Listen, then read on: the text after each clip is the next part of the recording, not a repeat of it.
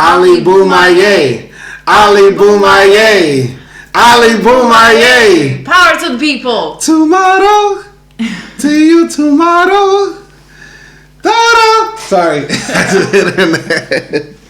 Oh, we're clowning. We're over here clowning. But what's up, everybody? Thanks for clicking this video. Thanks for tuning into this channel. My name is Simon Hill, Black American from Louisiana, in Budapest, Hungary, with my beautiful wife. Say hi, boo.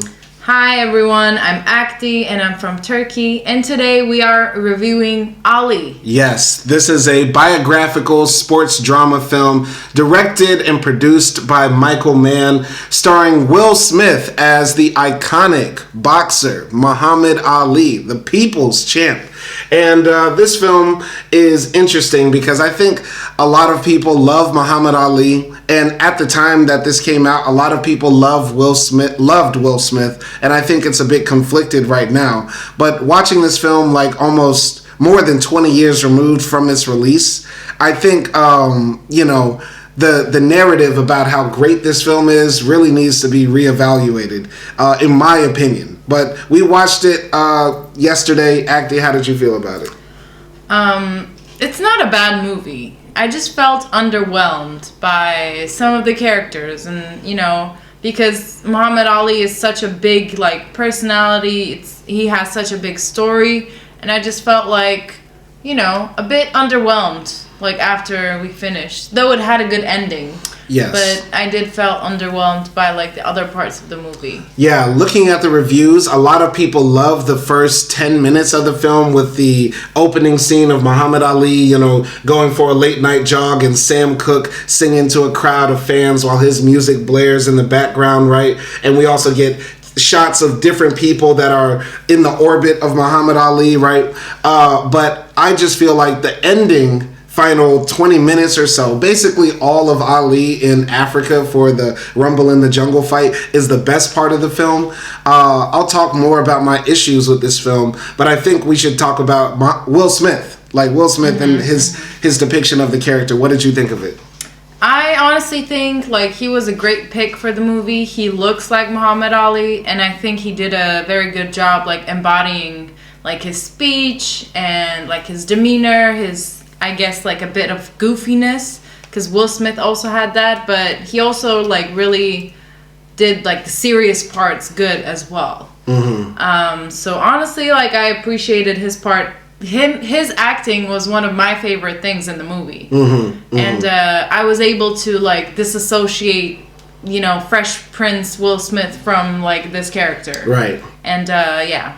I mean, at this point in Will Smith's career, he was a box office star. He was that guy, I mean, he had Independence Day, Wild West, whether people liked it or not, it was a hit. You know what I mean? Men in Black as well. So for him to go from sort of goofy action hero to serious, American icon on screen, I think a lot of people, were just shocked that he pulled it off so well. And yeah, I give a lot of praise to Will Smith for how he acted as Muhammad Ali, even to the tone of voice. Flow like a butterfly, sting like a bee. Rumble, young man, rumble.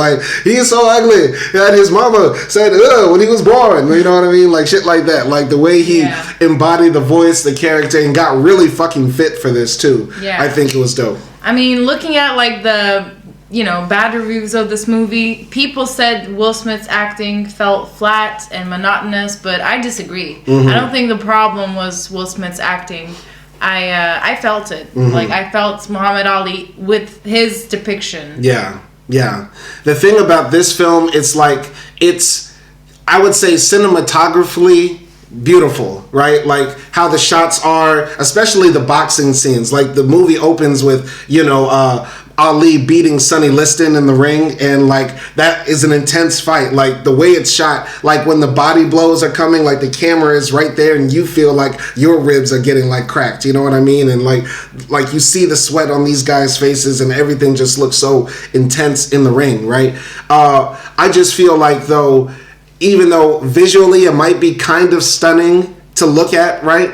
With the shaky camera and the close-ups and stuff like that, the narrative of this story is just sort of all over the place for me. And it doesn't do enough to sink in how important Muhammad Ali was to the culture, like where he came from as well, I feel like are basically missing in this film. Like you could say, oh, in this film they show how important he is because he walks in Harlem and all the people are cheering. He walks in Africa and all the people are cheering. But I feel like more should have been spoken about how, you know, joining the black Muslims, you know what I mean? Defying the draft, coming from where he come from, the style that he had as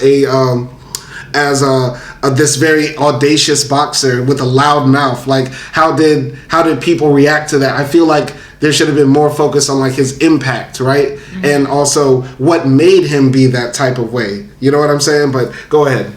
Yeah, I think like for me what made it a bit weird in terms of narrative was that there was too much focus on certain things and not enough focus on the others. Like there was too much focus on his relationship with Malcolm X.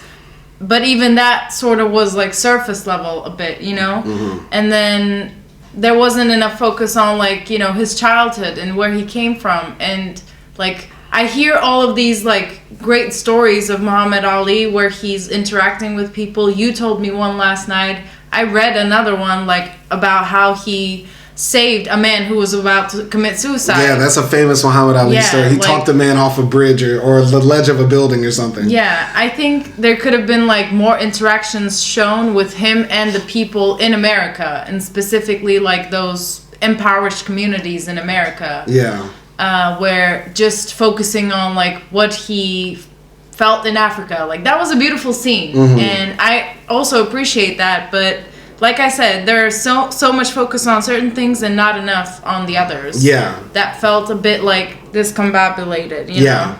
So when we were watching this film again last night, I was, well, not again, because this was the first time both of us saw it, right? Like, I've seen parts of this film, of course, like the major scenes, him running in Africa, the last fight, of course, but you know, I have not seen this movie from beginning to end, sat down and watched it, right? Because this is that type of film that's just always on in the background. And you know what I mean? I'm sure you relate. Like, there's a few movies like that probably in Turkey, right? Yeah. But I was thinking, like, Muhammad Ali is so important to the culture. Like, this film should have been treated just as much, with as much respect as Malcolm X's film, right? Which is hands down one of the best films, I think, period, right? And who did Malcolm X? Spike Lee. And so this film was in negotiation to be directed by Spike Lee. But even though Spike Lee felt like only a black man could do justice to this film, Will Smith said, I want Michael Mann. For I don't know what reason. I have no idea. There's no explanation here that I can find right now why Will Smith wanted this white guy to direct it over Spike Lee. Does Will Smith and Spike Lee have beef? They've never worked together on anything, right? I'm sure there's pictures of them together hanging out at basketball games or like at picnics or whatever, but why Will Smith would you have the opportunity to have Spike Lee direct your Malcolm X, right? Like what Malcolm X did for Denzel, Ali could have done for you. You know what I mean? Instead, you got the Oscar with King Richard. You know what I'm saying? But anyway, what do you think about that? How Will Smith decided against Spike Lee, you know? I mean, it might be because of like Mann's previous movies that he made. I don't know which ones are, but I feel like he did make like a lot of box office successful movies. Right. He made The Heat with like Robert De Niro and Al Pacino. He did Last of the Mohicans in 1992. Manhunter. Yeah, Manhunter. Collateral, which a lot of people like. You know, Ferrari, which some people liked. We didn't. Right. I mean, that was after Ali, but like just before the Ali, you know, I've heard of Insider, Heat, Manhunter, Last of the Mohicans, and stuff like that. Right. And I feel like all of those movies has been a success, right? Mostly, they were successful, and they're also what genre? Crime dramas, right? Like, you know, cops and robbers. Like, I don't think you should be handling one of the great American sports icons. You know what I mean? Yeah, and although like Spike Lee is of course like successful in his own way, I feel like maybe he wanted this movie to be like 100% box office success. Yeah, I think Will Smith said in interviews, my goal was to be that guy at the box office. Like, you have to come see my movies. And he has that Michael Jordan effect, right? Like, he wants everybody to buy the sneakers. You know what I mean? And I think maybe Will Smith would have been scared that Spike Lee would have made a race film and made Muhammad Ali to be a character that's hateful towards white people. Because let's keep it real, like, something that's missing in the film, the black Muslims, what did they say the white man was? What? You know, the devil? The devil, yes. Muhammad Ali said on multiple times, the white man is the devil. You know what I mean? And I can't imagine. We're missing that part. Yeah, I can't imagine Will Smith saying the white man is the devil in a theaters all across America, right? He wouldn't have taken a risk and probably would want, like, he didn't Denzel it. Yeah. He Will Smith it. Yeah, he Will Smith it, right? Like, you Will Smith one of the most controversial figures of his time, right? Because Muhammad Ali, was hella controversial. Yeah.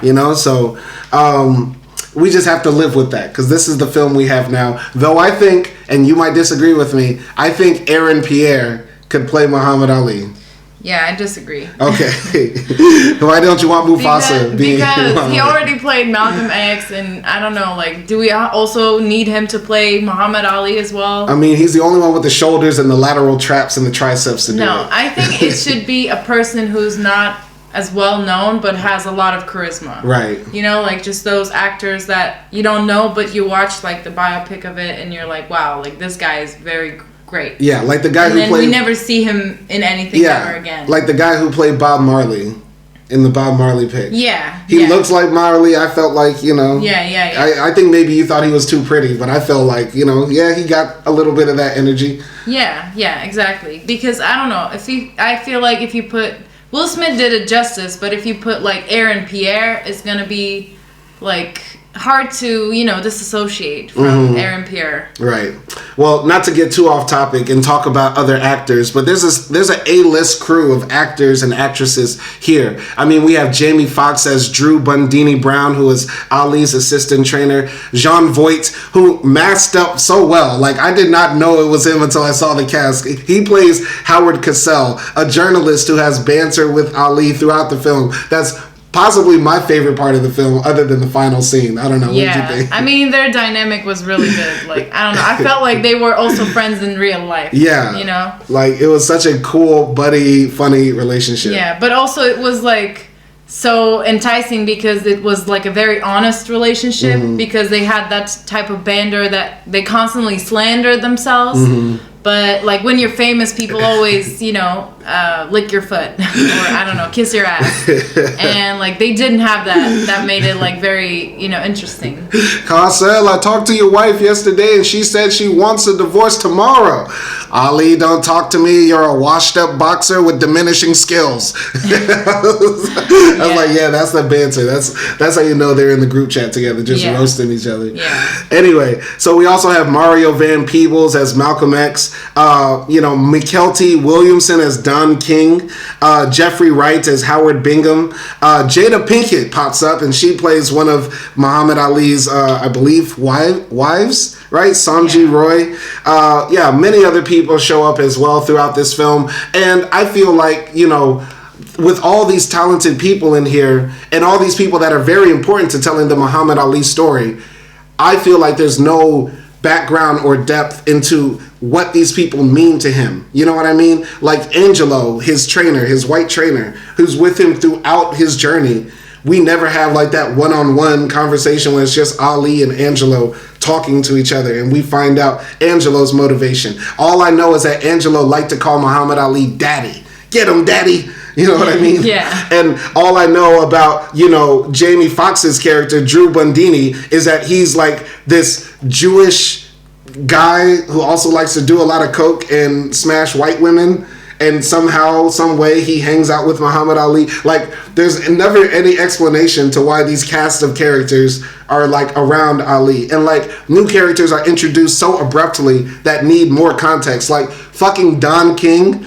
Don King is like the black Donald Trump. Like in an alternate universe where we're living under the system of black supremacy, Don King is our current president cursing out Zelensky. You know what I mean? Like that's how important Don King is. And you just drop him in, like you put a wig on McKelty Williamson and tell him go. Like what? Like that's what my problem was in this film. So go ahead. Yeah, I felt the same way, especially as someone who's not, you know, who doesn't know that much about Muhammad Ali. Like, of course I know who he is. Mm-hmm. Of course I know what like he means for the people and what he achieved. But like I don't know the people around him, you know? So, and he has a lot of people around him. And of course, like I can recognize Malcolm X and stuff like that. But the other people, I felt like they were just like orbiting around Ali throughout the movie, and I was constantly trying to figure out, wait, who's this, and like what does this person means to Ali, or what is their relationship? Did they get along? Did they fight? Like, you know, I was constantly trying to find out what was happening with these different people around him, and it sort of like got confusing after a while. Like, you know, I asked you when I saw Don King, like, okay, who is this guy? Who is it? Like out of nowhere. Yeah. And he's that type of person, when you see him and his character, you want to know who he is. Yeah, because he seems like powerful. He seems like he impacted Ali's life in his sport even, you know. So it's kind of, because also with like Bandini, right? We see him coming up to Ali early on his career and says like, I'm a black Jew and I want to be there for you, like, you know. Yeah, something like that. And then like the next scene, he's just there, and we don't know like why Ali accepted him. Yeah. Why, like, what is their relationship? It's like throughout the film, he just makes comedic jokes. He's like, I've cleaned my life up. I got rid of the cocaine and the white women.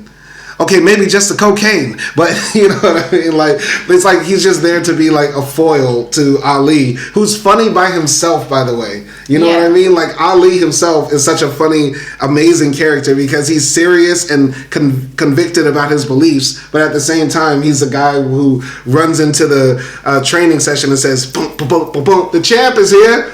You know what I mean? Like, I mean, one of the things I read, I think it was Roger Ebert, and he wrote that he spent a day apparently with Ali back in the day, and he said that like this man is so like funny and sort of like so charming, full of life and energy, and he said that this movie was like a bit too sad for his character.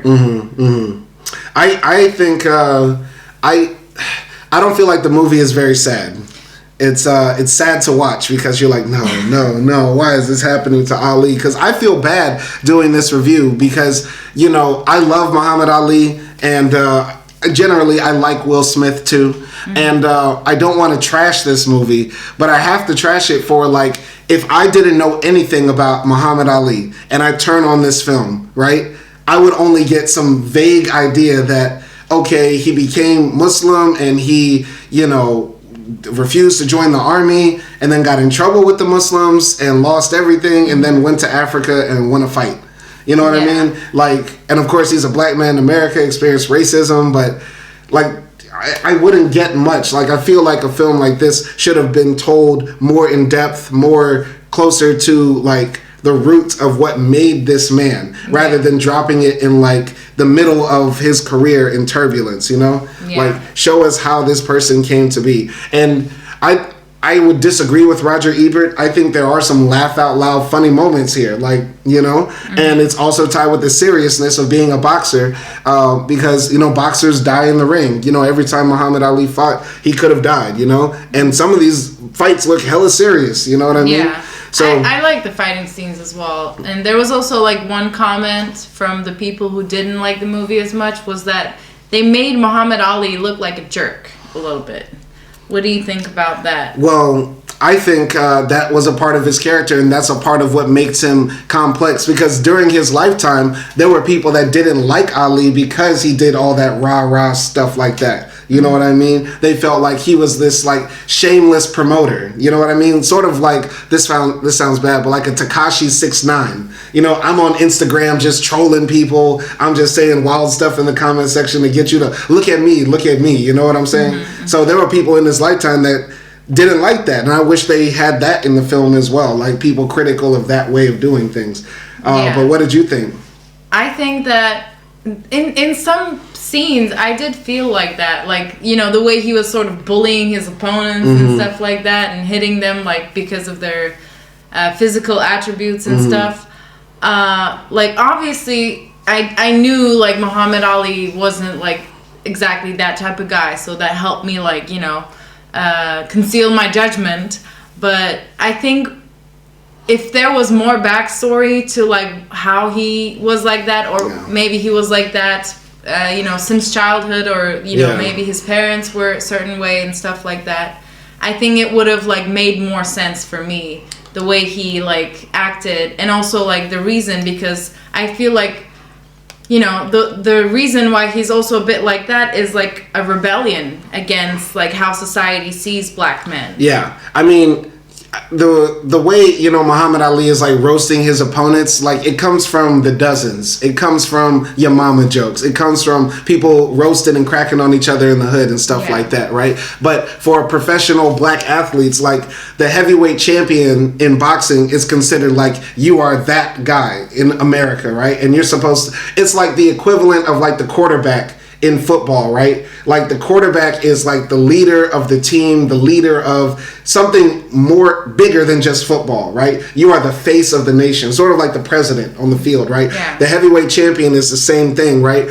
And because the heavyweight championship a lot of the time was held by black men, they were put under this special scope where they were supposed to be like, you know, saints and role models and like, you know, button and tied down type of guys, you know, demure, very respectful. You know what I mean? And so Ali comes with this type of style at this time, and that, you know, blows the whole thing up because he's coming with this more like aggressive street style, you know what I mean? Similar to like, I would say like how Allen Iverson came into basketball, you know what I mean? Like people were wearing like the big suits, like, you know what I'm saying? And then here comes Allen Iverson with the cornrows, the braids, the tattoos, the chains, you know what I mean? Dressing like a rapper. So Ali is like the same thing, but the movie doesn't cover that. It's like, you have to get context. Like that's the thing, like movie doesn't show that part of him that is like, I feel like more, you know, deep and more like personal, instead of like, of course those are important too, but it focuses on like, you know, Malcolm X and also like his thing with the army and stuff like that. Like those are important, but I felt like they were a bit elongated. Like the first, I would say 30 minutes of this film feel like it wants to be a Malcolm X movie, and then it remembers, oh wait, we're here for Ali. You know what I mean? And I understand Ali and Malcolm had a very tight relationship, and I think that should be explored in this film, right? But like the way they shot it and the way it was really centered on their brotherhood but then falling out, I felt like, you know, it was just done bad. Like, I don't know, like something about it just doesn't hit the right way. You know what I'm saying? And also when these characters died, like Malcolm X, you know, died, and then we saw and he's getting shot in the dick and he's still blinking. I'm sorry. That was annoying. It's like he's blinking when he's dead. Yes, go ahead. I'm sorry. But like we see Will Smith in the car, right, and then sort of having like a breakdown-ish moment, and you know. And then after Martin Luther King dies, which like this is the first time we've seen Martin Luther King, but you know, we're supposed to understand that he's the person that died because they never show any like newspapers or anything like that. And when that happens, he's in his balcony just looking out to the city, and the city is sort of like burning. You know, there were riots and stuff like that.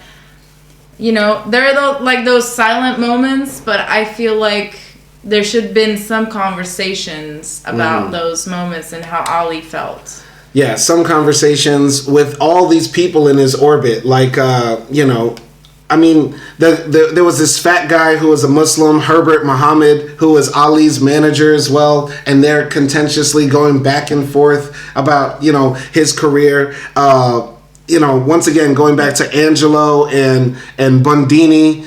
Like, so many of these people that are around him, you know, like Malcolm X, play an important part, but the movie focuses so much on Malcolm and stuff like that at the beginning that we don't get those moments with Bundini and Angelo and you know what I mean, Herbert. You get what I'm saying? I thought Herbert was Elijah's son. He is Elijah's son, but he was also Ali's manager, right? So he was. See, I didn't get that. Yeah, exactly. It's like playing both sides of the fence, right? And like the film is so confusing in that sense. Like these characters deserve to be fleshed out because all of them look interesting.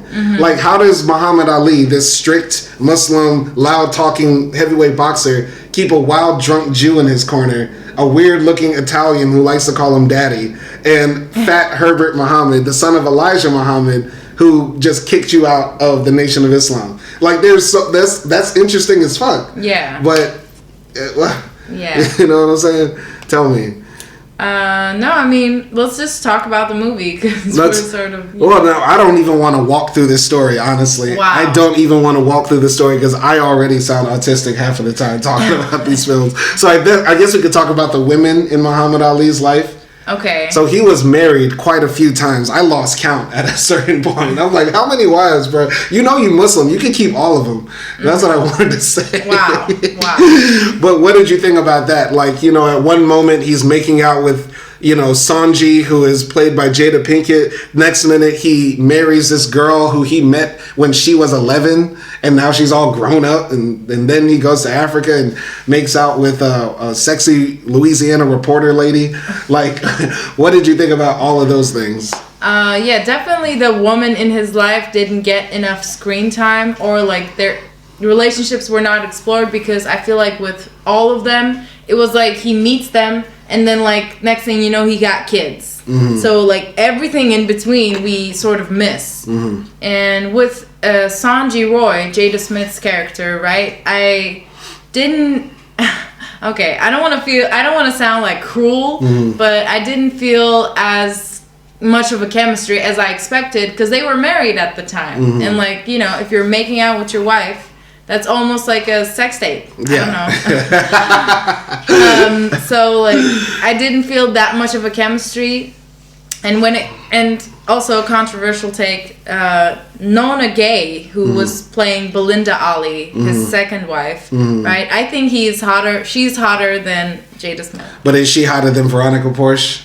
No. Okay. Louisiana, baby. There we go. And Belinda, I feel like she had a lot of impact on Muhammad Ali, because she was like that, you know, Muslim girl that every Muslim guy wanted. Yeah, basically. Let's talk about that, because I think one of the interesting things about the Ali part, one of the only good things, is that they talk about his confliction with how he wants his women to look. Like, he gets mad at Sanji because she doesn't want to wear the dresses and cover up her hair. But, you know, he wants his second wife, Belinda, to do it. But then he meets Veronica Porsche and it's like, damn, that's a bad light skin. You know what I'm saying? Like, I don't care what she looked like. I want it. You know what I'm saying? But what did you think about that? I mean, I think in the beginning, I feel like this is a process every Muslim man goes through. You know, in the beginning, they're like, oh, I need my woman to be like presentable and modest and stuff like that. So he was going through that with Sanji. And he realized, like, I just need that conservative woman, you know? So he went for Belinda, but after a while with Belinda, after popping out like 10 babies, this woman was like just tired. Though she still looked good. Yeah. I mean, at least in the movie. And then I think when he meets Veronica Porsche, the reporter in Africa, he sort of accepts this like playboyness of him, you know? So, and he says it. Outright, openly. Yeah, he says, like, look at you, green eyes, light skin, long hair. I just want you right now. And he says, like, you know, I get in troubles with women. My eyes are the first, and then my heart follows, and stuff like that. The drinking and smoking, I could stop, but the women, no. Yeah, so I think at that point, he just acknowledges it, and he can use, like, his sort of fame to get it also. So it's sort of easy for him. But you know, the way they showed Belinda and Ali's relationship, it felt like Belinda always wanted to like protect him from certain things, but she was also like very religious as well. And I feel like there are points where Ali is just like tired of her, and like sort of how she demands him to be. Yeah. And I felt like at times they made her look a bit cruel and naggish. Belinda. Belinda. Yeah, but I feel like she contributed a lot more to him than what they showed. Yeah, definitely. She was probably the backbone for him during that time when he couldn't box. Right? Because, like, we never saw Ali homeless or begging other people for money, right? During those years when he couldn't do his job, you know, Belinda was with him and kind of holding him down. And they sort of, like, let that go. Like, they didn't cover that as much. You know what I'm saying? Yeah. So, yeah, I feel like the movie could have done a lot more on showing how Ali is a controversial figure, like, to the people of his time, right? And also how he can still be sort of viewed as a conflicted, complicated character because of his relationship with women. Like, the way his relationships jump from one to the next, it feels more James Bondish. You know, you're watching that and be like, oh, look at Ali. He's a playboy. Oh, you go, boy. And you don't see how he's, like, breaking women's hearts and breaking apart families and shit like that. You know what I mean? Like, it could have been done more interesting, and also showing how that conflicts with his Islamic faith rather than just having one sentence in a scene. You know what I'm saying? Like the way he breaks up with his first wife, Sanji Roy, it's like he just one day decides to divorce her, and then it feels like he never saw her again. Yeah. You know?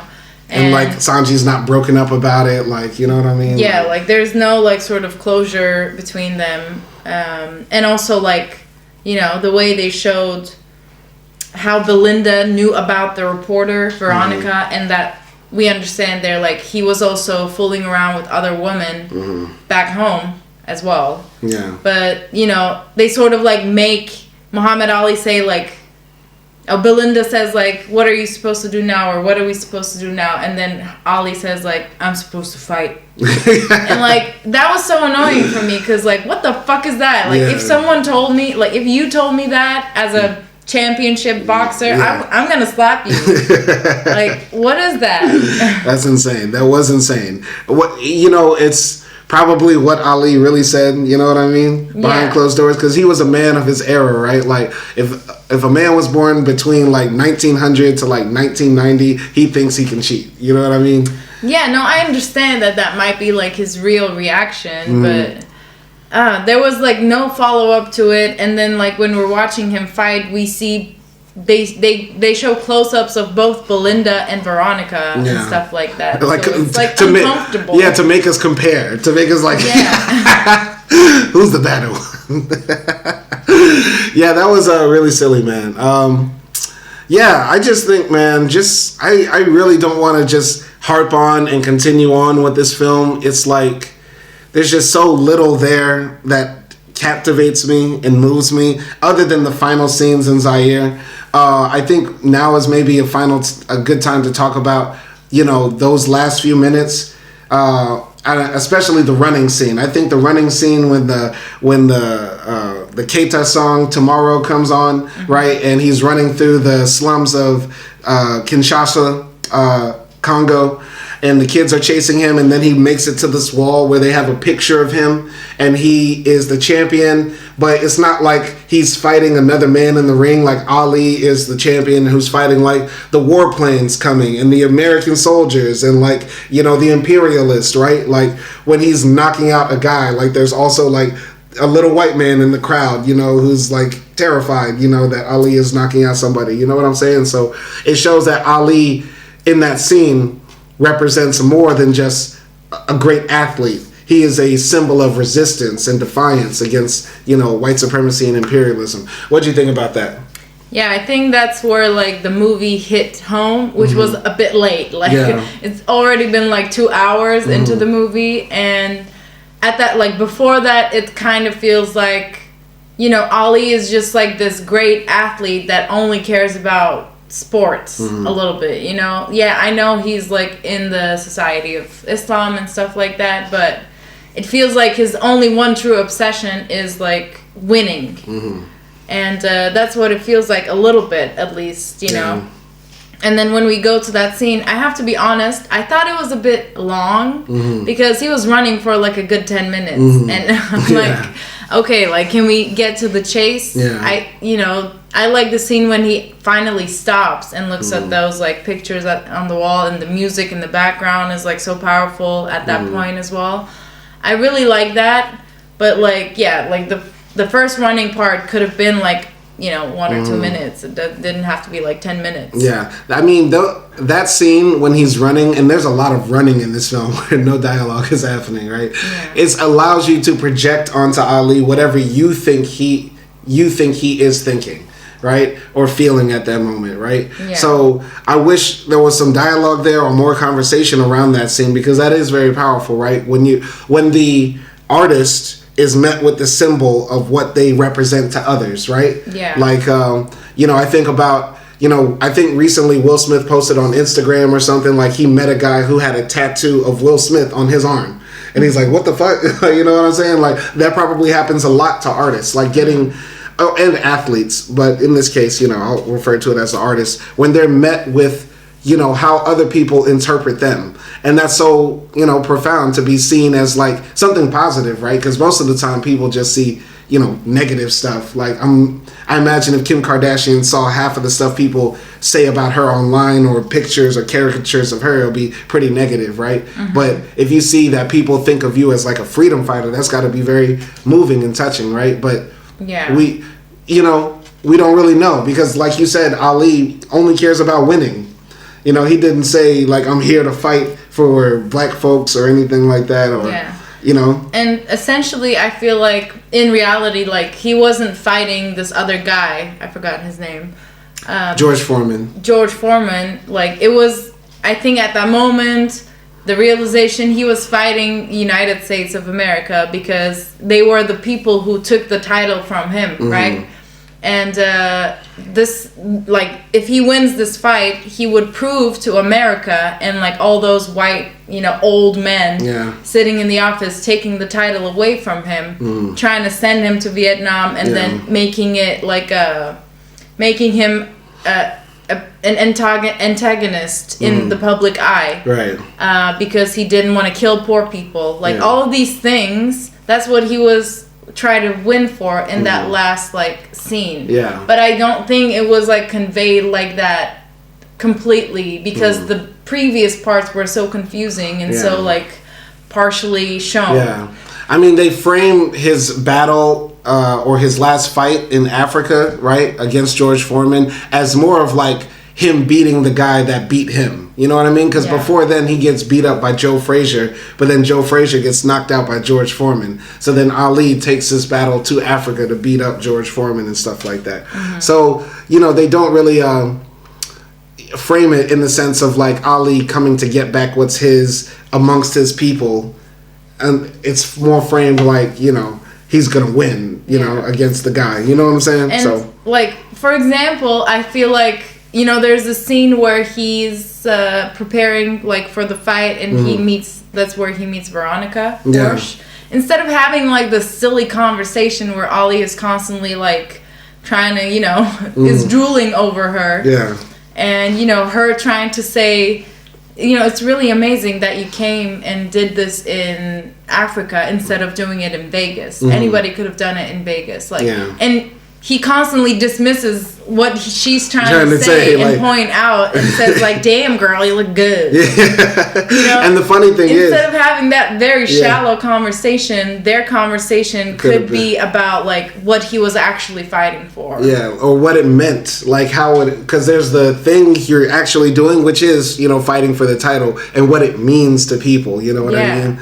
To have this major event in Africa and not in Vegas, right? But the funny thing is, like, Belinda was telling him, like, you come here and you think everything is fine, but we're here in this corrupt African country, run by a corrupt African leader who sends all the money of his people to Switzerland, right? And you're hanging out with Don King, who is just as bad, like another corrupt businessman, and you want to pal around with him and you want to feel like you're doing something, important, you know what I mean? And then Muhammad Ali goes off on her, like, I gotta hang out with crooks and crackers and niggas to get this done. So shut up.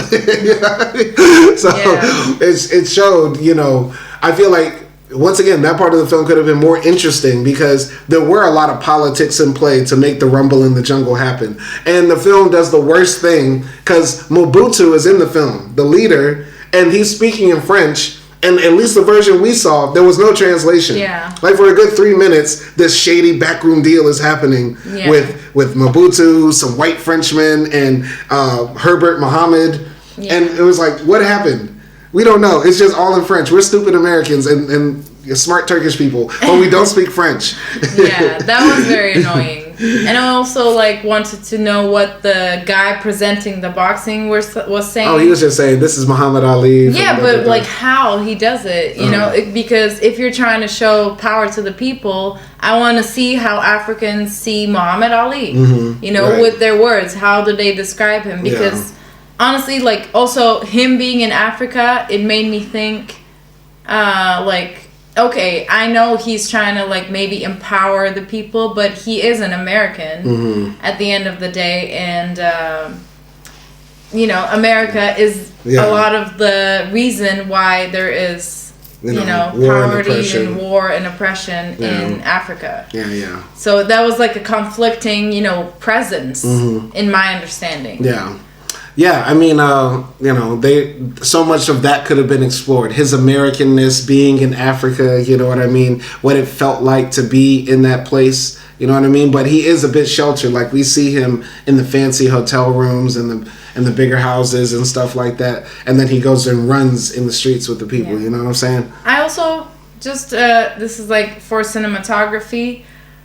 There were cool shots when he was running, right? The camera was like showing the people and stuff, but I would have liked more personal shots once again, like the faces of people. I don't know, the change, like I don't know, a kid or a woman seeing Muhammad Ali run and like looking curious, like who is this guy, or maybe if she knows him, like then looking surprised. Instead, I feel like there was like a bit of like these blurred moments. And blurred motions, you know, within like those streets. It was hella blurry. Yeah, I would have liked to see like more personal shots. Yeah, like the movie, you know, the director of this film must have like Parkinson's or something. Like, because sorry, this is going to be offensive. Did Muhammad Ali direct the film? Was he the cameraman? Because this camera is so damn shaky. No, but that's hella offensive if you get what I'm saying. It's like not even that, because I remember when he was running, they show a woman hanging clothes. Yeah. But the clothes are covering the woman's face. Yeah.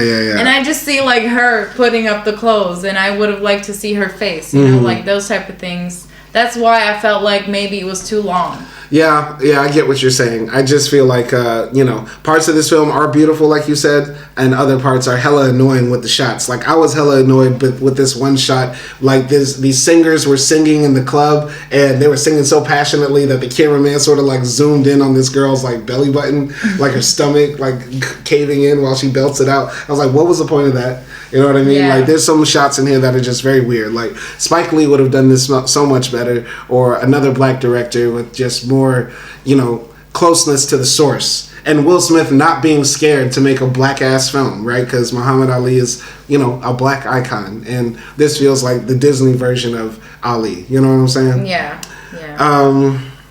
Feel like I'm missing something else. But... yeah, just one more little complaint, because we're just over here bitching and moaning, right? Like, you know, in the film, it would have been interesting if they brought up the fact that, you know, Muhammad Ali, if he did get drafted to Vietnam, was going to do like a plush, cushy job, like in an office somewhere. He wasn't going to be like a soldier on the front lines, probably would not have been killed or something like that. And it makes it even more astounding he turned that down because he knew what the government was trying to do. They were trying to pacify him. What did you think about that, if anything, right? Yeah, I read about that. Like, apparently there was a deal proposed to him that he would never see battlefields. And he would just be there to entertain the soldiers, basically, like a motivator. And yeah, they didn't include that. There was like this part where Muhammad Ali was on the phone and telling them like, oh, no VidCon called me the N-word ever in my life, so why should I, like, you know, fight with them and stuff like that. But once again, like there's like a glimpse of it there. Maybe that was like the army, you know, calling him, trying to make a deal with him. But we didn't know it because... Oh, that was the press. That was I think it was the reporters. But either way. Yeah, go ahead. Anyway, like there could have been that, like, you know, it could have been as simple as a police officer's coming into his house, or I don't know, like someone slipping him a paper of this agreement, and like him just reading it, and then we could see, like, you know, the writing maybe. It could have been as simple as that, like just showing that sort of action. But yeah. They didn't like choose to do that. But see, this is the thing, right? Like, if you go into this film knowing a lot about Ali, maybe you can enjoy this. I just feel like this is a disservice for a lot of people who won't read a book about Ali, definitely won't be taught about him in schools other than, like, this was a great boxer. You know what I'm saying? Like, this film could have talked more about his choices, his challenges, his faults, his greatness, his shortcomings in so many ways. And maybe it was just too vast, you know? Maybe it should have been a miniseries. Maybe it should have been multiple movies. Who knows? But I feel like there was just a lot left on the table, and just too many running scenes. And not enough Cassell and Ali. Next time they do this, just make Cassell and Ali roast each other. Yeah, I mean, you know, looking at the movies and documentaries about Ali, there's a lot. Like, there's Malcolm X and Ali, or there's just only about him. There's, like, I don't know, probably like 50 documentaries and movies and stuff like that. So he does have, and this movie only captures like 10 years of his life, starting like from when he sort of made a name for himself, right? And then to his like fight in the jungle in the rumble, to those parts. And that's an interesting like Jungle in the rumble is so cute. Rumble in the jungle.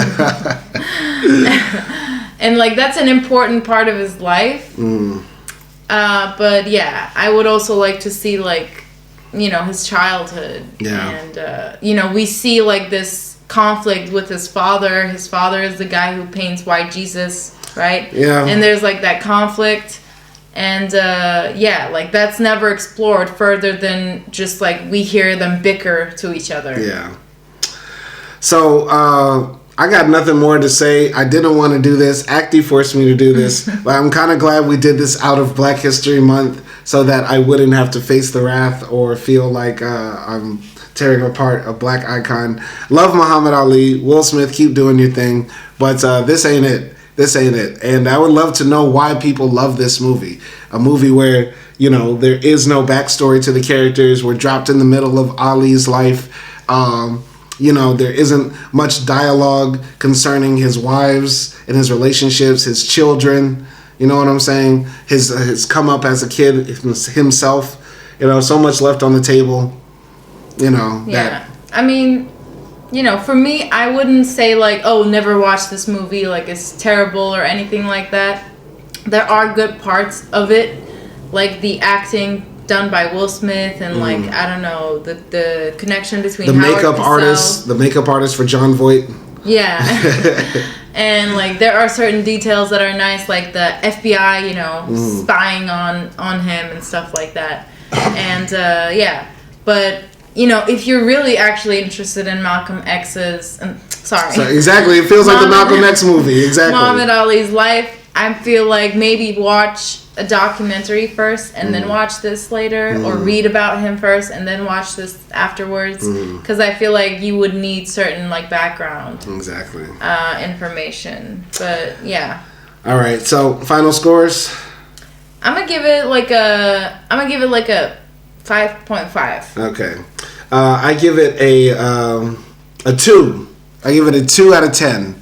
Damn. Muhammad Ali is great as a person, but Ali gets a 2 out of 10, and it's mostly for the boxing scenes. Primarily the last one with George Foreman. So, yeah. Okay. All right, so that's it. This is one of our shortest reviews. This is like we're going back to basics, how we started this thing. We would only talk for 30 minutes about a movie.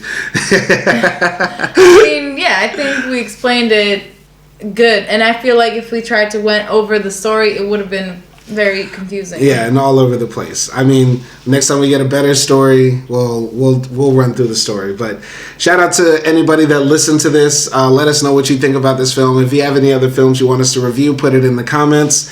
And be easy out there. Peace.